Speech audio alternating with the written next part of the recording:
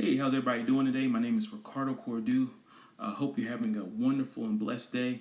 I've been working on my book, Wisdom, the Proverbs Challenge, and I had some friends who challenged me. I need to get out there again and start doing lives and stuff like that again because they miss me talking. And so I was reading today with Proverbs 12:27 Amplified. What it says is, the lazy man does not catch and roast his prey. But the precious possessions of a wise man is diligence, because he recognizes opportunity and seizes them. And so that was Proverbs 12:27 Amplified. And when I began to read that, I was thinking about some things, and I was thinking about consistency. And I always say, people around me enough, I say consistency breaks resistance, right? And I started thinking about that, and I understand that consistency, like you can learn consistency, right? You can learn, somebody could teach you how to set your schedule to be consistent. He could teach you how to pray consistently. He could teach you how to exercise consistently. We know that consistency actually builds up momentum, right? It builds up energy. I always talk about it builds up energy. It builds up energy. And so, but a thought came to mind as I was reading this verse, and when it says, a possession, a prized possession of a wise man is diligence, because he recognizes opportunities and seizes them. And I started thinking about that, and I was like, man, what does that look like? What does consistency look like? I remember, being consistent when I was working on my book, my first book, Rise Up and Pray. I was consistent, right? And I was like, I want to do this book. I want to write this book because I feel like it's going to help people, right? And so I consistently set myself up to get up early in the morning at a certain time every morning, and I begin to write. But at some point, the consistency turned to diligence. And I understand why it says a wise man who is diligent seeks opportunity and success. And the reason why is because at some point, me being consistent turned to diligence, which I heard some expressions about diligence, about being, let me bring up the definition. It says, characterized by steady, earnest, and energetic effort. So, as I begin to be more diligent in writing my first book, as I become more diligent in exercising, as I become more diligent in speaking to elevate people, to empower people, what happened was my energy, my steadfastness, allowed me to fall in love with doing it, right? I fell in love with the actions and the emotions of helping other people.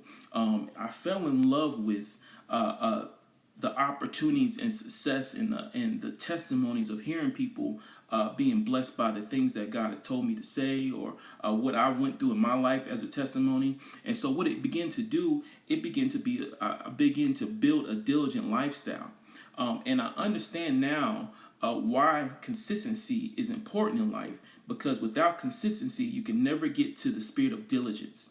And why I say that for is because if you ever want to take your life to the next place, if you ever want to go to the next level in life, you have to have a level of consistency that turns into diligence, because the diligence lifestyle, what's up, bro?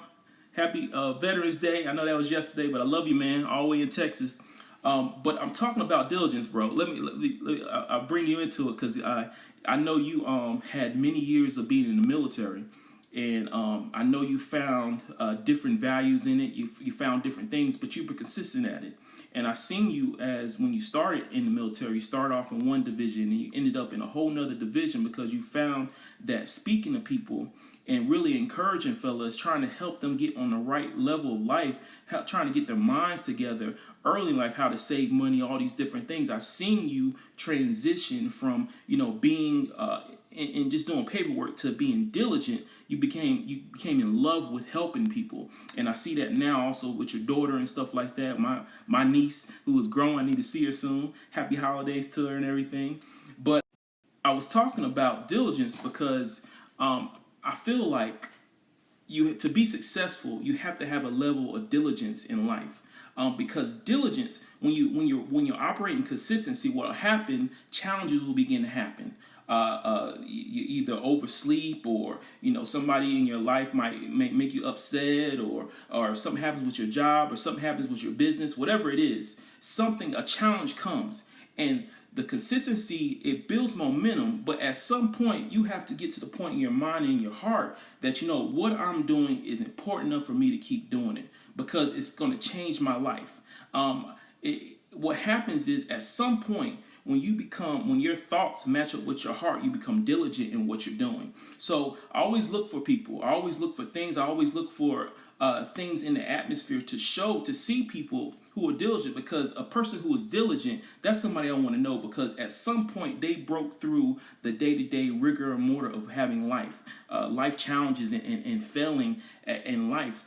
You see all these people out here now who are successful in speaking, motivational speaking, whether it's a Les Brown, or I'm just trying to think of, or some of these other people like Cindy Trim, or Oprah Winfrey. At some point, they had to go from consistency to diligence to get to where they're at now. Even anything when it comes to any industry that you're in, at some point, consistency is a roadblock to be able to get to your diligence in life.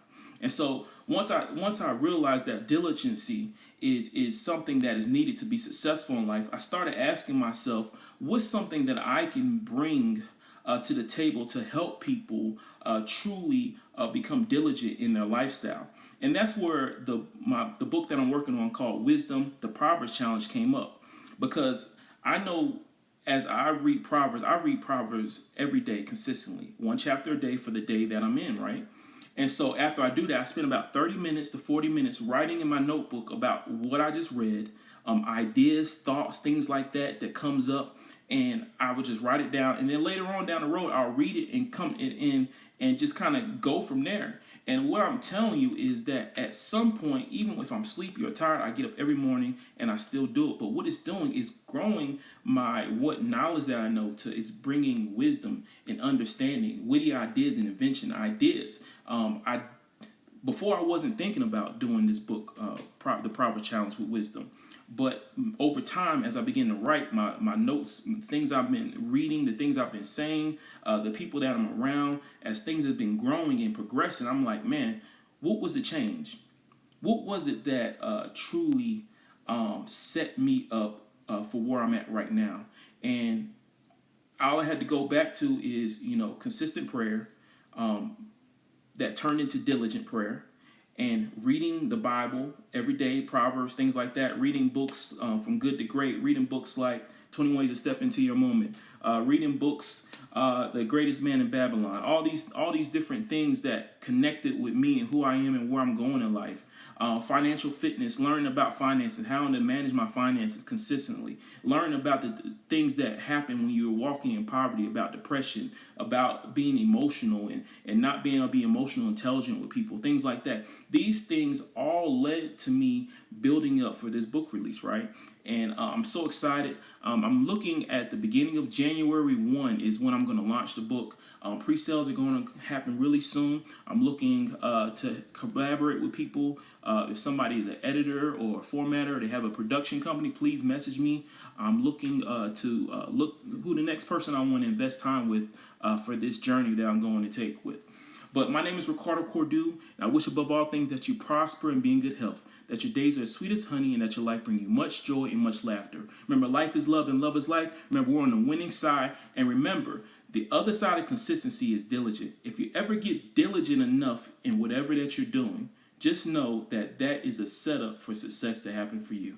I love you. You have a wonderful day.